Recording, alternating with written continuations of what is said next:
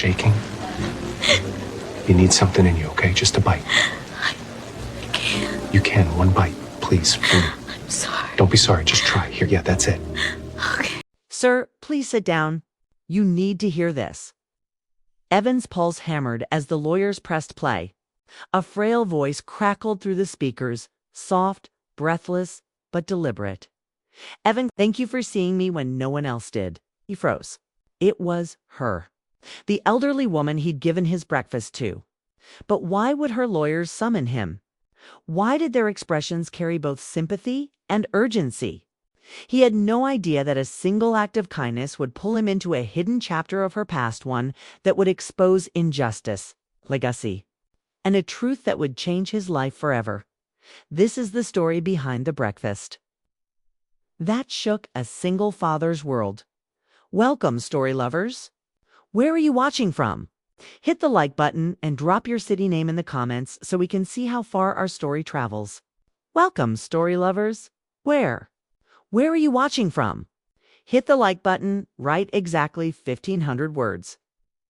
And write all the sections of your city name in the comments so we can see how far our story travels. Evan had never asked for much in life. As a single father raising his 8-year-old daughter Lila, he had learned to stretch every dollar until it nearly tore. Their mornings were simple, quiet moments over cheap cereal, shared glances in a small kitchen worn by time and sacrifice. Evan worked the early shift at a local maintenance company, patching walls, repairing pipes, and fixing things nobody else wanted to touch. It wasn't glamorous, but it provided just enough to keep Lila fed and clothed, and that was what mattered most, even in his tiredness. Evan carried himself with a certain gentleness. Neighbors often described him as the kind of man who held doors open, who picked up litter that wasn't his, who smiled at strangers even when the world rarely smiled back. But he was also a black man in a part of town where kindness didn't always guarantee safety. He had learned to keep his head down, stay polite, and move carefully in unspoken survival language passed down through generations. Most mornings, he stopped by a small bakery for a discounted breakfast sandwich, an indulgence he allowed himself on the days he worked overtime. He ate standing by the park bench, watching the city wake up around him. The bakery staff knew him by now, though not in a friendly way. They rarely made eye contact, seldom said hello, and handed him his food with the distant politeness reserved for those they assumed had little to offer. Still, he chose gratitude. Life could always be more complicated, he reminded himself. But on one particular morning, as leaves skittered across the pavement and the air trembled with early cold, Evan noticed her, a frail elderly woman sitting by the curb, her thin coat barely shielding her from the wind. People passed her without a glance. She sat with quiet dignity, but her eyes carried the weight of someone who had been unseen for far too long. Evan didn't know it yet, not as he approached her, not as he offered her his breakfast sandwich. But that single moment of kindness would pull him into a conflict that would test everything he believed about humanity, justice, and the cost of compassion. When Evan handed the woman his breakfast, she accepted it with trembling hands. There was something in her expression, relief, gratitude, and a quiet sorrow that made him pause. She nodded gently, a silent thank you, and he returned the gesture before heading toward work. He thought nothing more of it. After all, kindness was a choice he tried to make daily, even when it meant going hungry. But later that afternoon, the echoes of that moment returned in an unexpected form. He was finishing a plumbing repair in a downtown office building when he felt eyes on him, long, sessing, cold. The security guard on duty, a tall man in a stiff uniform, watched Evan's movements with suspicion, as though waiting for a mistake. Evan kept working, aware of the scrutiny, but used to this sort of silent judgment. It had followed him through stores, lobbies, and neighborhoods for years. It came with being a black man in public spaces. Still, when he finished the job and tried to leave, the tension escalated. The guard approached him, blocking his exit and demanding to see his work permit again, even though Evan had already shown it. His words were clipped, his tone sharp, his eyes filled with something Evan could recognize but never grow numb to. Evan complied, keeping his voice calm, his hands visible. He knew how quickly situations like this could spiral out of control. Eventually, the building manager intervened, annoyed more by the delay than the injustice. Evan was dismissed with a wave as if he were an inconvenience rather than a man. He walked away with a tightening in his chest. These moments were not new, but they were never easy. They compounded Tej, one a quiet wound. A few days later, things escalated further. Evan noticed a patrol car following him on his walk home. At first he told himself it was a coincidence. But when the car slowed to match his pace, a cold dread settled in his stomach.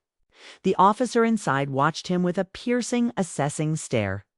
Evan kept walking, his heart beating too fast for the calm exterior. He forced himself to maintain dot at the next intersection. The officer pulled alongside him and lowered the window. "You match the description," said. Evan's stomach dropped. Those words were among the most dangerous he knew. A description of what? He hadn't asked. He couldn't. He simply raised his hands slightly to show he meant no harm, though he hated that reflex. That rehearsed compliance born of survival. After a tense minute, another call came through the officer's radio. The officer sped off without explanation. Evan stood frozen for a moment before continuing home, feeling the invisible weight of a world that judged him before it knew him. But the actual shock came that Friday morning, when two sharply dressed lawyers knocked on his apartment door. Their suits were spotless, their expressions unreadable. Lila clung to his leg, confused. "Mr. Hayes?" One asked. "Yes. We represent the estate of Margaret Collins," the lawyer said. "She passed away yesterday." Evan felt a pang of sadness. The elderly woman from the street. But he wasn't prepared for what came next. "She left a statement naming you." The lawyer continued, "And instructions we need to discuss immediately." The air shifted. Evan's heart raced. What could that woman possibly have said about him? The lawyers led Evan to their office. Pristine space filled with framed degrees and polished desks, worlds away from the cramped apartment he had left behind. Lila held his hand tightly, sensing the tension in the air. He sat uneasily, unsure why he had been brought here or why his simple act of kindness toward a stranger mattered in such a place. One lawyer opened a folder and slid a piece of paper toward him. "Mr. Hayes, Miss Collins documented an incident involving you just hours before her passing." Evan's chest tightened. Had someone complained? Had the bakery staff or the officer twisted something he did? Accusations against men like him had been built on less, but the lawyer continued. "She wrote that you were the only person who treated her like a human being. The only one who saw her?" The paper trembled in Evan's hands. "She was a retired civil rights attorney," the lawyer added. "She spent decades fighting discrimination cases. She lived quietly in her later years, trying to understand the world she had fought to change." Evan blinked, stunned. "In her final hours, she instructed us to ensure that her remaining funds, modest but meaningful, go to the man who showed her compassion when everyone else looked away." Evan felt the room tilt. He wasn't expecting money.